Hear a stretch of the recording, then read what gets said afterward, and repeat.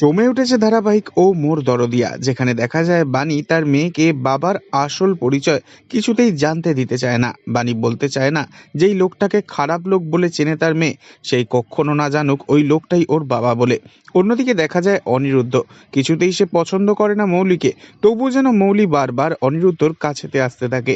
অনিরুদ্ধকে নিয়ে মৌলি পার্টিতে যেতে চায়।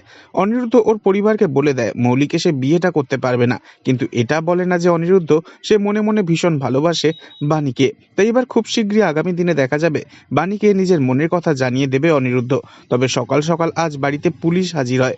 মৌলি যে গাড়ি করে রাত্রিবেলা বাড়ি ফিরেছে সেই গাড়িতে রয়েছে রক্তের দাগ।